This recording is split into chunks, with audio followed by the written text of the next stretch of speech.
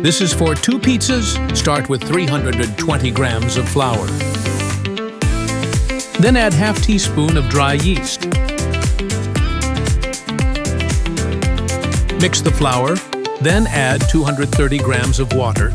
That's 2.3 deciliters, or about 7.8 ounces. This part is key. Knead for at least 15 minutes, but don't go over 20.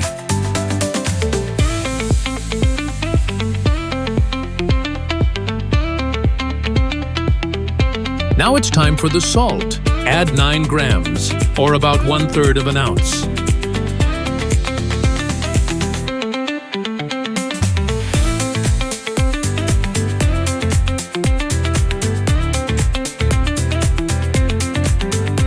Now shape the dough into a ball and let it rest for 10 minutes.